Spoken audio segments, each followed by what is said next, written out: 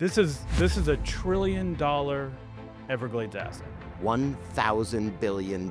So much blue-green algae, in some cases, it's been described as guacamole, right? And I mean, which is just it's a shocking kind of, image. We're talking about a 10,000 acres in size. You could put Manhattan in it. That's how Wow. big it is. Okay. It's massive. It's going to hold around 80 billion gallons of water. So really, getting our water from the fresh water in the Everglades is sort of our last hope right now. So we really, if there was ever a time to protect fresh water in the state of Florida and rebuild and restore the Everglades and protect the Everglades, the time is now. Crown jewel of Everglades restoration really is the EAA Reservoir. So this is a reservoir south of Lake Okeechobee. And just to put it into perspective for your listeners, it's the largest project that the Army Corps of Engineers has ever done.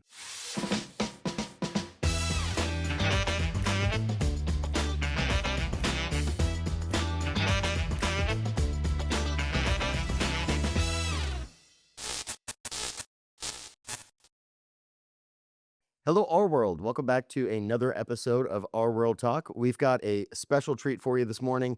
We are here with Dr. Paul Hindsley, who's with the Everglades Foundation. And you may be wondering, why in the world do we have an economist talking about the wetlands? Welcome, first of all, Dr. Hindsley. How are you? I'm great. Thank you so much for having me today. It's great to have you. Everglades Foundation is something that's near and dear to my heart, and we actually have had a couple of Everglades Nature Nurture Network sort of events here at the association. One thing that people probably don't realize, environmental policy and real estate performance are really a lot more connected than most people realize. Dr. Hindsley has spent his career proving that with his data. So why don't you tell us a little bit about your background and sort of how you got involved with the Everglades Foundation? Well, Chris, I was an academic for 15 years, and the Everglades Foundation needed an economist and Okay. reached out to me after years of working in marine and coastal policy, working in this area of understanding how do natural systems influence our economy, influence our households.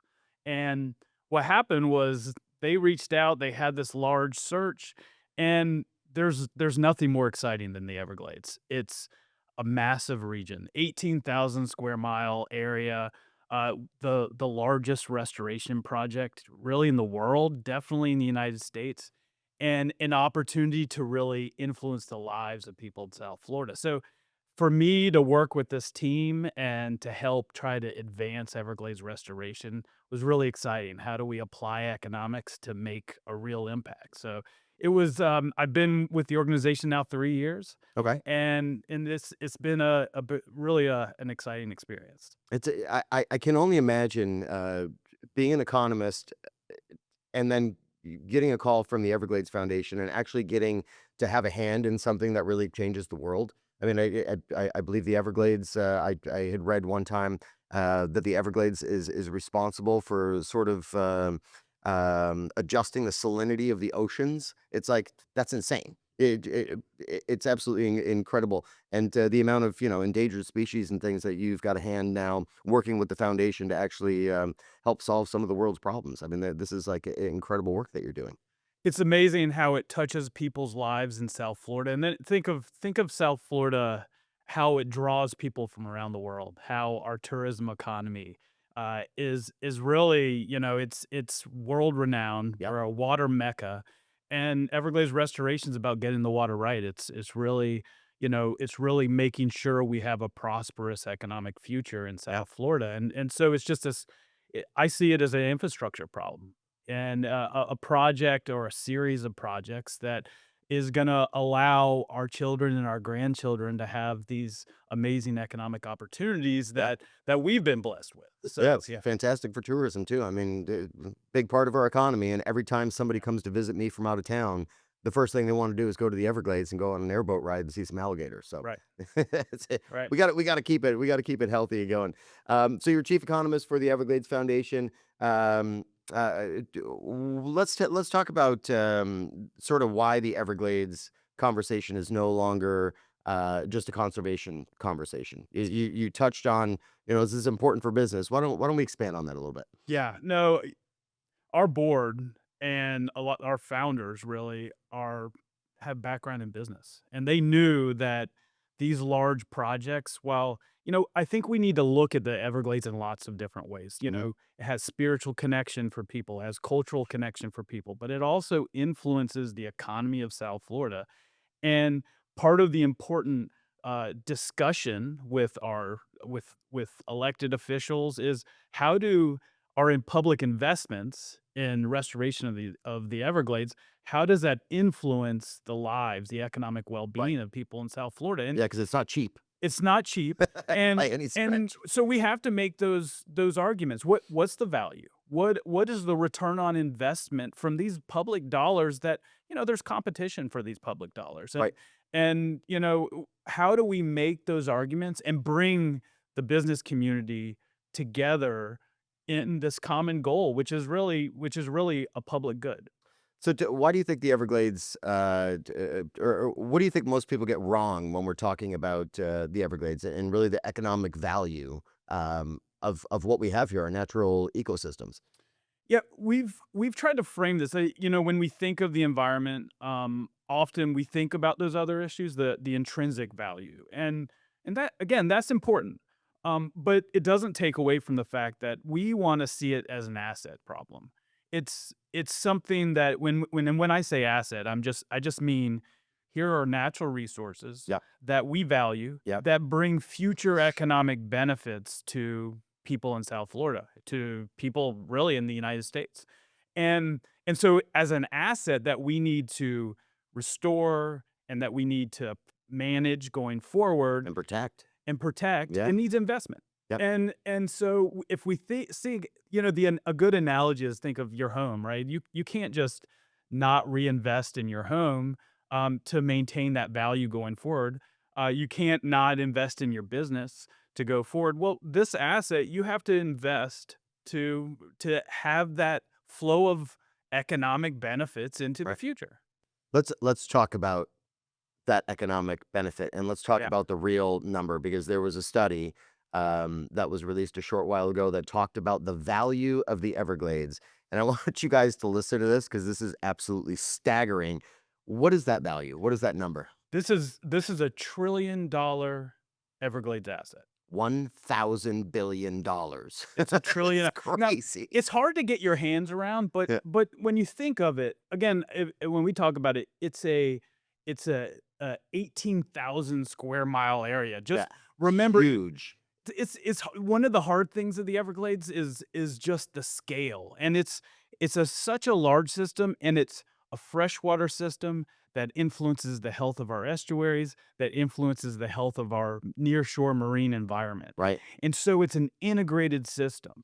And so when we think of it, it touches our lives in so many ways. In some ways that the great thing is when it's working, that your regular population doesn't have to think about it, right? Right. Like Right. when you've got water, coming out of your tap, that they can go on and live their own lives, or they go to the beach and the water quality is good. That they don't have to think about it. They just get to enjoy that recreational opportunity, Sure.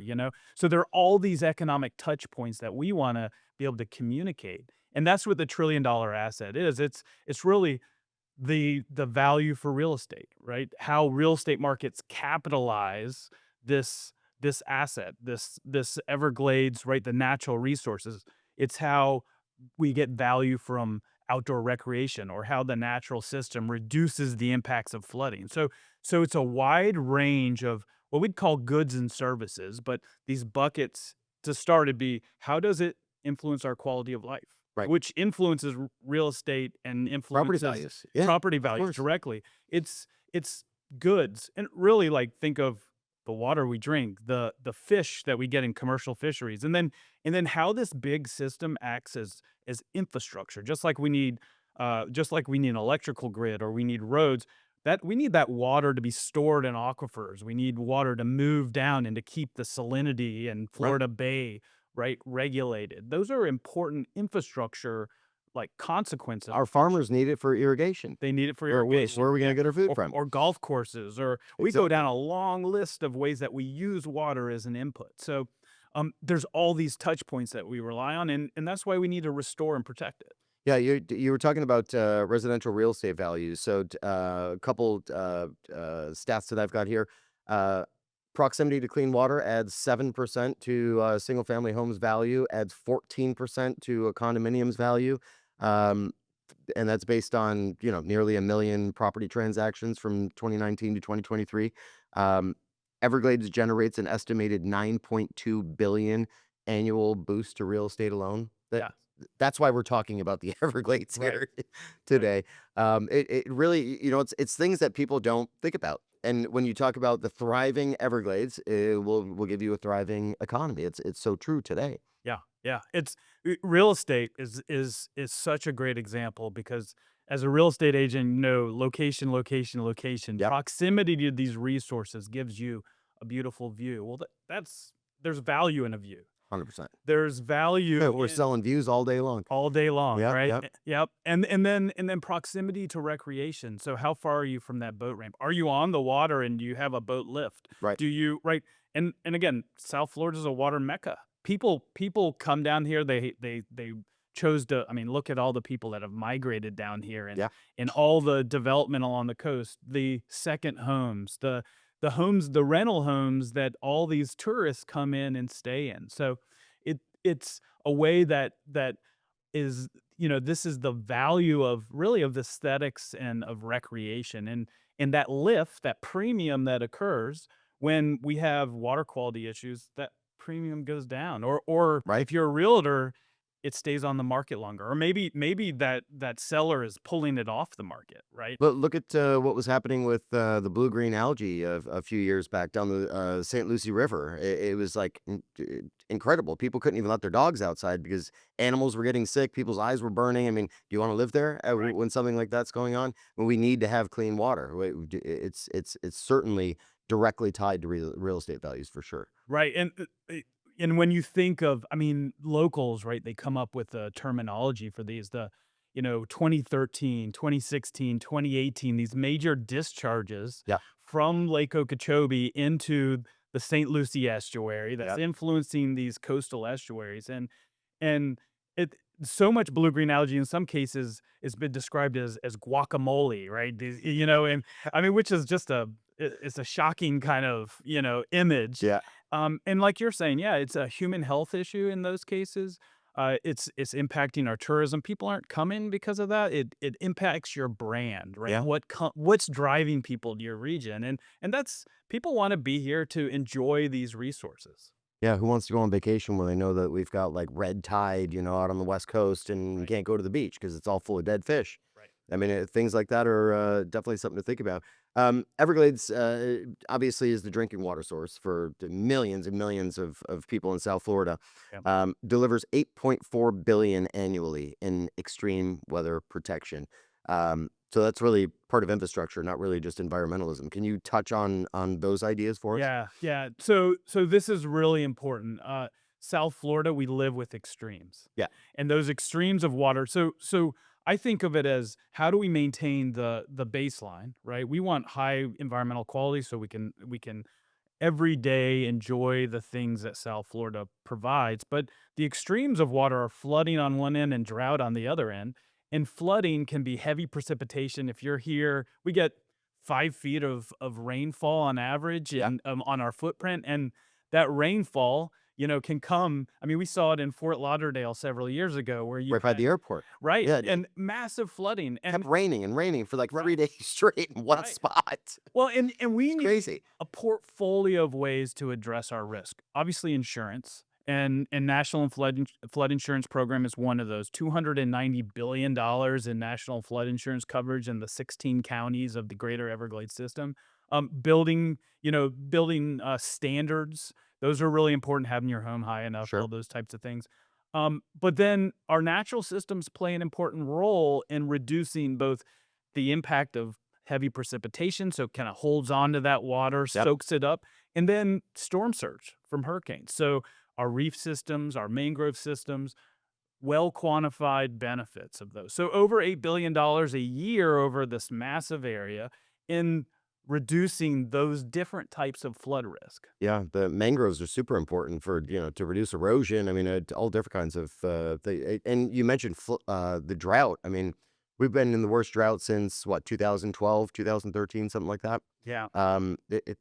We've got all kinds of wildfires that are going on now in the Everglades, down in Miami-Dade County. Yeah. And that, again, affects air quality, your quality of life. The water's important, not too much of it, but yeah, certainly important. Right. Yeah. A well functioning system regulates, right? It addresses the extreme. In South Florida, we're going to have fires. In fact, we have prescribed burns, and Yeah. the state does all that to try to reduce these extreme events. But what's happened is I like to, it's such a big, complicated system. How can we simplify our explanation of it? It's a water imbalance. We have too much polluted water in the northern parts of our system, those discharges in the St. Lucie and the Caloosahatchee, too little fresh water reaching the southern parts of our system. Mhm.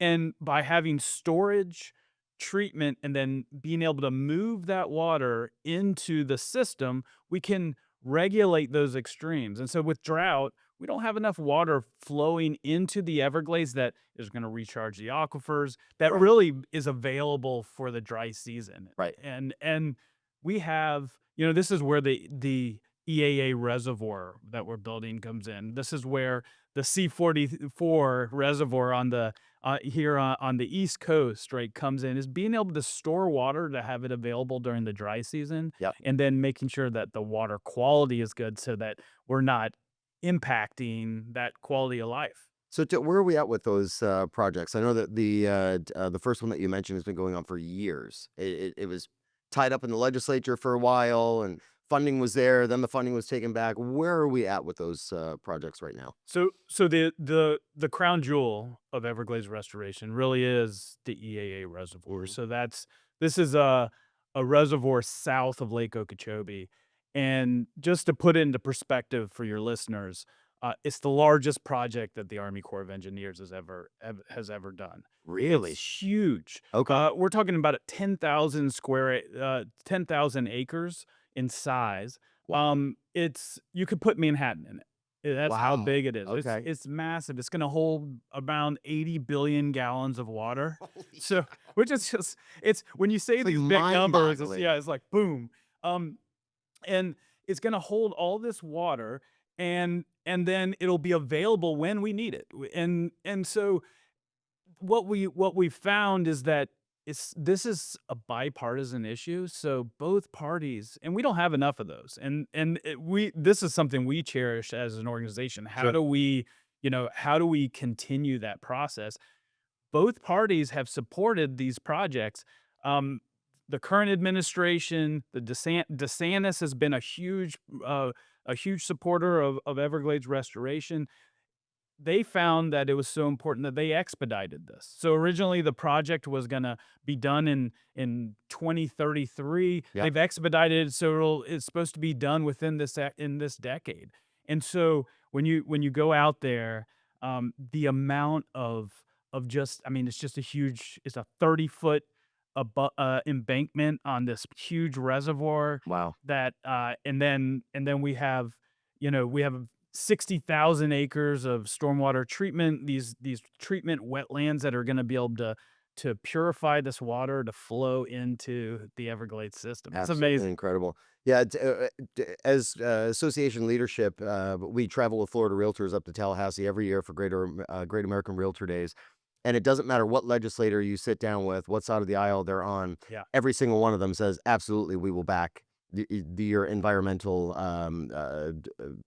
initiatives."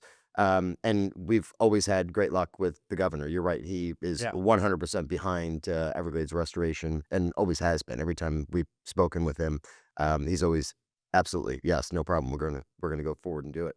Um, why don't you tell us what you think realtors can really do with the information that we're talking about today? As far as the environment, natural environment, they're not separate between our built environment and our natural environment. Um, and what happens in the Everglades, certainly shows up on everybody's balance sheet. So, how could realtors use this information to their advantage? I think, there's a whole continuum. And what we've found is, first of all, on the for realtors that want to be more involved, realtors have been incredible. I almost see them as, they're like part of the foot soldiers in this process. Their voice has, we have worked with realtors as an organization for years. They participated in engagement with elected officials, and that is, those opportunities are available, and we can't thank realtors throughout South Florida enough, because when it's one thing for an environmental group to talk to elected officials, it's another when when your businesses are saying it's important for us to maintain Right. this because it hits our bottom, our bottom line. And we're the ones that are talking to their constituents on a day-to-day basis, Right. helping them with whatever it is, as far as, even beyond a real estate transaction, connecting each one of those homeowners with every single service that they could possibly use in order to live their day-to-day lives. So, well, Absolutely. when we talk to those elected officials, it's like that not only are there 230,000 of us in the state of Florida, but we're connected to every single one of the people that is a voter in the state of Florida. Yeah.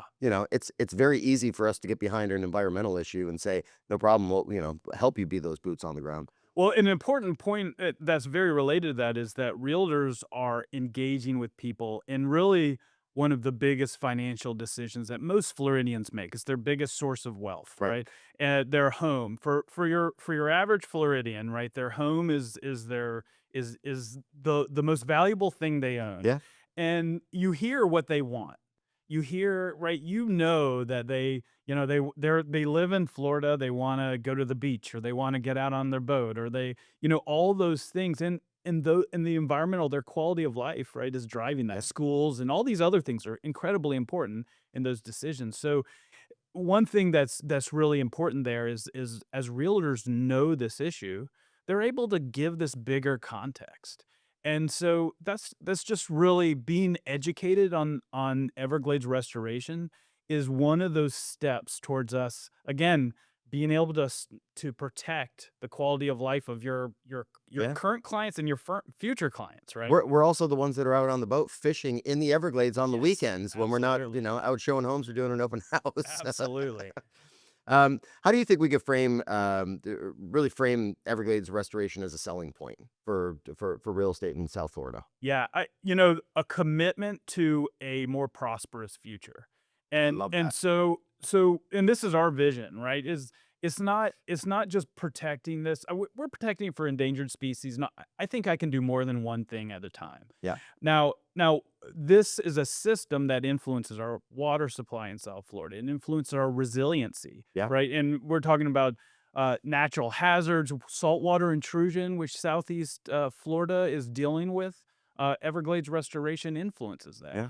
and And we so already spoke about insurance too. insurance, right? So it's connected to so many parts of life in South Florida, and so it's just one of those issues that motivates. And when people learn, right? Because everybody gets busy in their daily life, it's very easy to think about this localized issue. But here's this issue that problems can cascade right down the coast. They have they have spillovers, right? Right. Into neighboring communities. And here's like a bigger cause that is going to help our children have a better environment and more opportunity, our grandchildren. And that's kind of a special thing. So I found it's amazing how passionate people get when they're able to frame it in the things that Right. matter to them.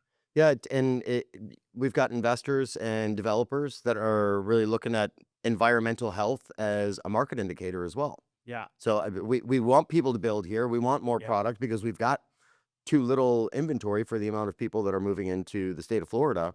We need the developers to come in and build. But if they're looking and saying, you know what, I don't know about the health of the state right now, it might not be the greatest time for me to put a shovel in the ground. Well, what's interesting I talked about like your normal person that's living in Palm Beach County that loves to go out on the beach. They're busy. Maybe they have kids and they have all kinds of things going on. They are caring about, you know, the quality of the life around them, but they might not have a lot of bandwidth. But the investors that I was talking that you just referred to, Yeah. they often have to think on bigger scales. So when you speak to them about that kind of regional perspective, they often get that, and we have great collaborators, that are also developers in South Florida, and they know that there's that balance that you have to protect while also providing future opportunity and growth, right, in your economy. Yeah, I'm just happy that somebody had the wherewithal years ago to say we're not going to build any further into the Everglades than we already have. Yeah. What a disaster that could have been for really everybody's future. Um, uh, why do you think water quality really? We touched on this. You said this is one of the issues that was really bipartisan. That you were able to talk to people on both sides of that, which I've experienced myself. But what do you think is the mentality behind those decision makers up in Tallahassee that really puts water quality and environmental health in the state of Florida at the forefront of what they're doing? Yeah, but, part of it is the right framing because, being liking to go out and use the environment is not a partisan issue. We have people that love to fish, they love to hunt, they love to get out on their boat. They're watching wildlife. There's all kinds of ways that we engage in the natural environment. But when you get these big shocks, the harmful algal blooms, or even just like the degradation of, when you have declines in water quality, people know it. Big It's time. it stresses them and they wanna find solutions, and Yeah. that's the thing about Everglades restoration is that it's not a quick solution, like, it's actually incredible that all these people came together to motivate, to push these projects that take a long time to plan, a long time to build, and then you have to plan out the operation of all these huge infrastructure projects, and we've had our communication around this is, "It's worth it, and it's working." And we have all this evidence of real benefits that we're already starting to get. So it's really exciting. I saw this historical piece. I can't remember where I was watching it, but it was sometime last week that I saw it. They used to have pumps out down in Miami-Dade County. They were like literally water pumps where they were pumping water out of the aquifer, and it was like just offshore that somebody had this well. And I, part of what they were talking about is that that water in the aquifer is not really available where it used to be because it's all been used up because of population growth. So Right. really, getting our water from the fresh water in the Everglades is sort of our last hope right now. So we really, if there was ever a time to protect fresh water in the state of Florida and rebuild and restore the Everglades and protect the Everglades, the time is now. I Yeah. mean, we're made out of water. We need to get it from somewhere. Right, for everywhere from you think of the Biscayne Aquifer, everywhere from the southern portion of Palm Beach County all the way down. I mean, Monroe County gets over 80% of their water from the Everglades. So Really? so, it's from the Biscayne Aquifer. Yeah. So that dependence on, on and it's a great water source, but when you don't have enough recharge from the Everglades Yep. and you have a lot of use, you get that saltwater intrusion. And we've had that movement of saltwater into our aquifers along the East Coast. Yeah. And if you, from a larger perspective, what does that mean? Well, that means communities have to make really expensive investments to treat higher salinity water, Yep. through reverse osmosis and all these different technologies. It's expensive for communities, big infrastructure projects. And and so that's yeah, Everglades restoration is an infrastructure project, but Yep. it's reducing the threat to all these communities. Yeah, and the taxpayers are the ones that are paying for that desalination in order to get their Yes. drinking water. So Yeah. if you wonder why your taxes are so high, it's because you don't have any dang water to drink. Right. So if every, I've got two more questions for you, and then we're going to let you get back to work doing the good work that you're doing. If every realtor in South Florida understood the economic case for Everglades restoration, how would that change the conversation, and what would they start doing differently? Yeah, this is an economic imperative, really. The way we like to frame it is, this is an Everglades asset, right? And as I mentioned before, it's $1 trillion Everglades asset. Yep. But we worked with Florida Gulf Coast University, the Regional Economic Research Institute, and an economist from the water school to identify what we call the clean water economy. Okay. And the clean water economy are all these industries that depend on our water security more broadly. So they use water, right? The water is an input, like you mentioned, irrigation across different industries, or Sure. you think of all the different ways. I mean, you couldn't imagine a real, having development if you didn't have a fresh water source, right? Right. That doesn't exist. Yeah. And then, but also the way water protects the health of the environment and reduces those risks. So this is diverse industries, real estate being front and center in South Florida, tourism, but diverse industries across South Florida that depend on this water security. And this is an economy, a clean water economy that generates roughly $225 billion a year when you account for the supply chain effects, the business to business interactions, and the spending in the broader economy. This is a $330 billion clean water economy that depends on that Everglades asset. So it it has feedbacks in the larger economy.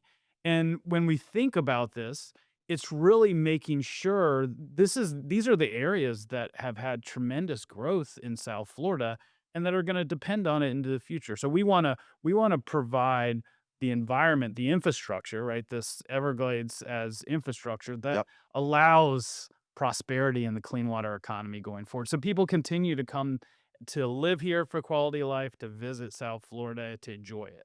Awesome. Last question for you, and we ask this of most guests that we have on the show. Um, Tell us about a South Florida gem. I know that you're from coastal North Carolina, but you've been in South Florida for a while now. Well, Tampa Bay area. But why don't you tell us about something that you just absolutely love about living in Florida, whether it be a beach spot, a park, a restaurant, anything. Yeah. It's funny because one of the things working for the Everglades Foundation, I've gotten to go all through South Florida. I love the East Coast. I love the West Coast. It's just so much, it's diverse, right? Yeah. You think of different cultures and different opportunities. But I love getting out on Florida Bay. Okay. Florida Bay is, when you're out on the water, it's just special. And it's unique. It's so unique to have 9 million people in South Florida, tens of millions of visitors, 50 million plus that come to this region, and to be able to get out and you've got the largest contiguous seagrass, you've got the largest, along the edges, you've got the largest area of mangrove, you've got the Keys right there. Yeah. It's just really special. So that's one of my favorite. But the funny thing is that you can go around. There's so many special places to get out, and we're really blessed to have, especially on the water, and especially in the Everglades, to have so many great natural areas while also having all this, the rich urban areas as well. Sure, sure. Yeah, I absolutely love Florida Bay. Yeah. Whenever I can get out there, like you said, of all the millions of people, whether it be residents or tourists, you get out in Florida Bay and there's nobody. Yeah. It's just you and the wildlife. Yeah. Truly incredible. Very special place that we live. Well, Dr. Hindsley, thank you so much for being with us. Yeah. And we will see you guys all right back here next Friday at 8 a.m. on RWorld Talk.